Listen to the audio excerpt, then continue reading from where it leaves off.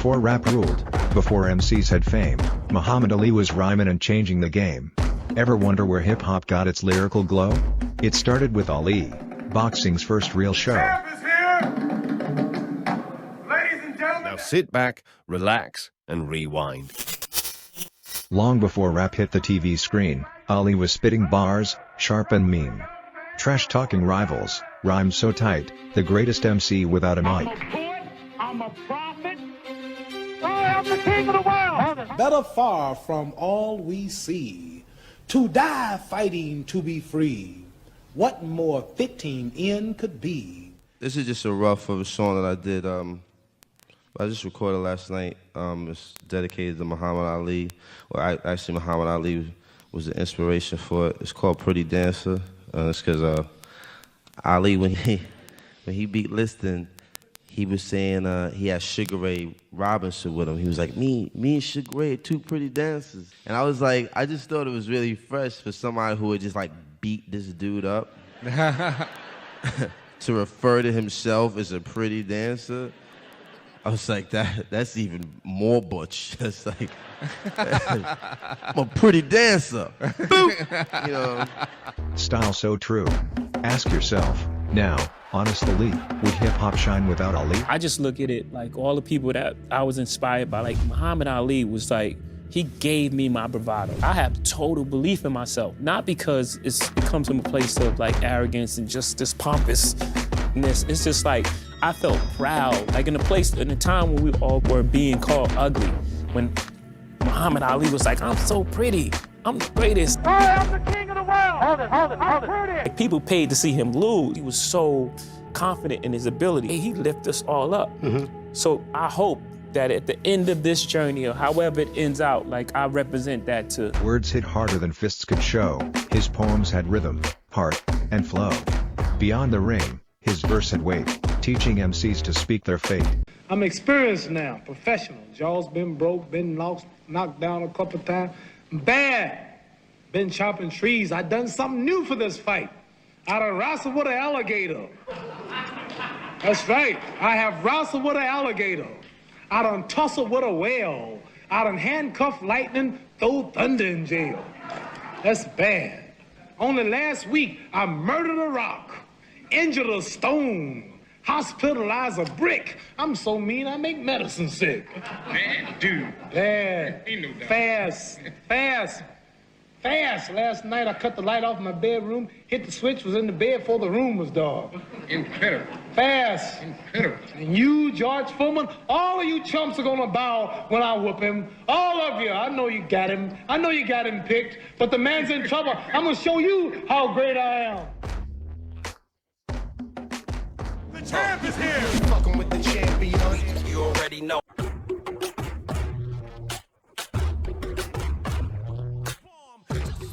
Muhammad Ali wasn't just a fighter, he was a performer, a master of words. Long before hip-hop, he was dropping rhymes, taunting his opponents with wit, confidence, and a rhythm that felt like the first freestyle rap battles. But what made Ali different? He didn't just talk, he backed it up, every single time. The word GOAT. Is that LL Cool J? Well, I coined the term. I'll tell you where I got it from. It was Earl Manigault, the street basketball player, and Muhammad Ali, the greatest of all time. And I took those two, mashed them together, came up with the GOAT. You know, I did the album in 2000. I named it the GOAT, Greatest of All Times, featuring James Todd Smith. The album was a #1 album, no radio hits, no radio singles. Album went #1. And it was just an amazing moment for me. And it was a moniker that I took on for myself to just be the GOAT, just calling myself the GOAT. I didn't know that it was going to become what it became. Like, you know, I did not know that everybody with like sports and, Tom Brady and this one and that, the GOAT. I had no idea that it would become this kind of a conversation that it's turned into. It was purely just me wanting to be the greatest, wanting to be the best, wanting to be creative, and just wanting to and believing in myself 1,000%. Like, yo, I'm the GOAT. By a knockout. And still, the heavyweight champion of the world, Muhammad Ali. Isn't that incredible? Did not tell the world that I had a surprise, and that if I told you the surprise, you would not come to the fight. Shut up, man. You shut up. I want you quiet. Joe, one question. Do you really think that Ali has a chance? Now, you know. No special training, just be at the fight. I'm ready to back up everything I'm saying, and I'm through talking. What do you have You to do? respect his skills. Oh, I respect all guys in Beautiful. two hands, believe me. We should have a good fight then. Come to the fight and be ready to fight, because I'm coming to get you. And in fact, at the moment, does he look fitter to you than he was After in I'm his through last beating fight him, I with think you, he'll have to or join the Beatles and be a singer. I'm glad you're showing this in slow motion. I see why now. So fast, I don't guess you can see me in real action, Harley. You're too tough for me. You're too tough for me to see. All right, let's be looking closely. Long time in slow motion for this to happen. That's right hand. Right hand. The right hand hurt him. Right hand. Why are you standing over? I'm trying to tell the bum to get up and fight. People, why are you doing that? Hip-hop swagger, bold and loud, Ali echoes round the crowd. He bragged with style, charming wit, and rappers followed every bit. Being a kid, I remember it was a movie out called The Greatest, and Ali acted and starred in it. Yeah. I remember being a little kid. I could have made maybe 5, 6 years old. I remember watching a movie on my mother and father's floor. And, just, in awe of the whole movie. I don't think I got up one time while the movie was playing. But I remember when the movie went off and learning, that's the first time I knew, how dedicated he was, and the activist that he was and all the other things. Right. Before that, I just knew, he was nice with the rhymes and he was nice with his hands. But watching that movie, I learned a lot. And still, 5, 6, maybe 7 years old. Can't remember the year it came out, but I remember I was real young. And when the movie went off, they played this song called The Children of the Future. I remember sitting there, fight just went off, felt like doing push-ups, just going outside. Going outside beating somebody up. But the movie goes off, they cut this song on, and I'm sitting there watching it, and they just showing, mad pictures of Ali and kind of like a collage of his life. And the song is playing, and I'm sitting there, and I go from screw face to, my eyes teared up. And I'm sitting there, I'm like, why am I, why am I about to cry? Like, what's going on? Knocked down once, he came back twice, taught hip-hop how to sacrifice. Ali's courage through defeat and pain showed every rapper how to reign. I'm telling you that he has no power. I kept telling you he don't hit hard. And guess what he did in the end? He felt like dirty. He's to be coming back with more steam. Scores with a light right hand. 1 minute left in round 5. This is George Foreman's round all the way. Ali, this is a cruising round for him. Foreman wailing away, and Ali says that's the best one. But I didn't dance. I didn't dance for a reason. I wanted to make him lose all his power. I kept telling him he had no punch. He couldn't hit. He's swinging like a sissy. He's missing. Let me see your box. I hadn't started dancing yet. You can't say my legs are gone. You can't say I was tired, because what happened? I didn't dance from the second round on. I stayed on the ropes. When I stay on the ropes, you think I'm doing bad. But I want all boxers to put this in the page of boxing. Staying on the ropes is a beautiful thing with a heavyweight when you make him shoot his best shots and you know he's not hitting you. I would have gave George Foreman 2 rounds of steady punching, because after that he was mine. But he was falling, he was missing. I don't know if I'm going to fight again or not. I'm out. 30 seconds left in round 8. Very even fight. Ali, a sneaky right hand. Another sneaky right hand. This time he works over the shoulder of Foreman. This is a combination.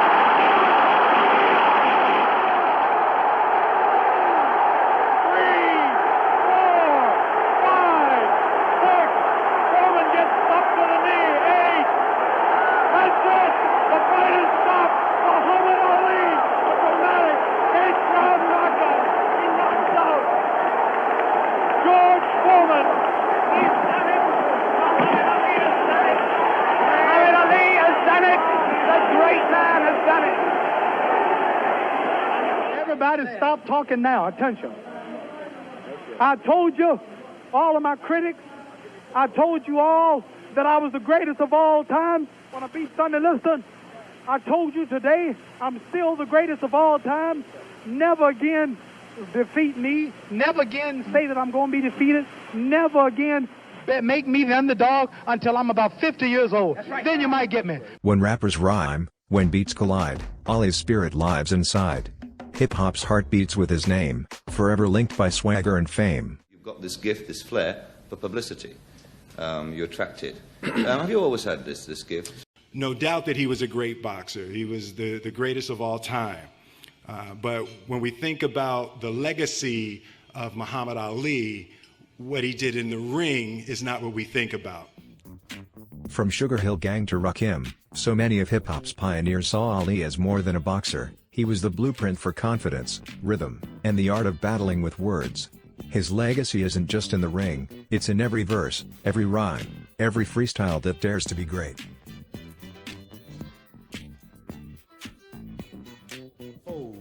Is the sweeter death to know, better than the bloody stain on some highway where we are lame, torn by flying glass and pain. Better call in death to come than to die another dumb, muted black man in the slum. When Ali spoke, the world could see, a man who fought to set minds free. Standing tall, refusing wrong, empowered artists to stay strong. Another one of those free-for-alls might break out at any moment. The next day, campfires are lighted to hold off the autumn chill. The same weekend saw nationwide demonstrations supporting American GIs in Vietnam.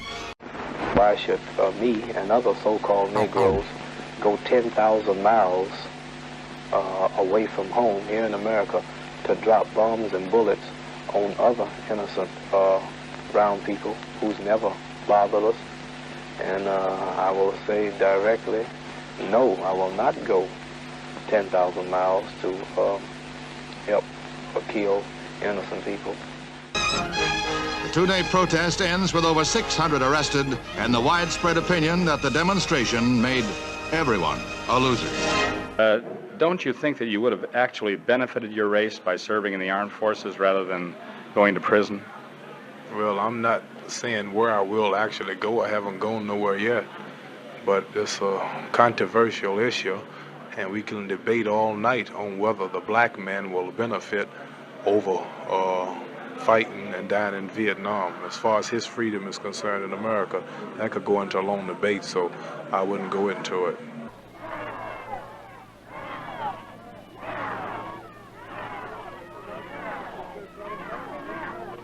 Clean up yourself, respect this woman, do for self, quit forcing yourself on people, and clean your own house, and then other people may help you. So this is the only solution to the race problem, is black people coming together, non-violent, respecting one another, cleaning up for self, and then others may want to help us if we help ourselves. But we can't lay around begging and rioting and shooting and looting and tearing up and not cleaning and respecting self and then expect others to do it too. Ali spoke loud and changed the game. Rappers followed, praised his name. Every rhyme, swagger, and boast, Muhammad Ali inspires most. Just understanding, what kind of person he was and what he went through to get where he was, and, all the stripes, you think it's all good when you watch him in a, ring and he win and he put his hands up, say a nice rhyme. But when you see his story and you see the struggle that people have to go through to get there, it's always been my hero, and he always, resonated with me to a point where I try to, understand what he stood for, and relive his ideologies.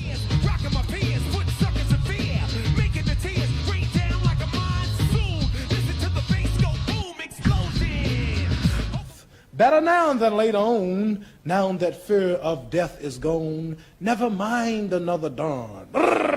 You know what happened after that? They killed them. But they died right there for freedom.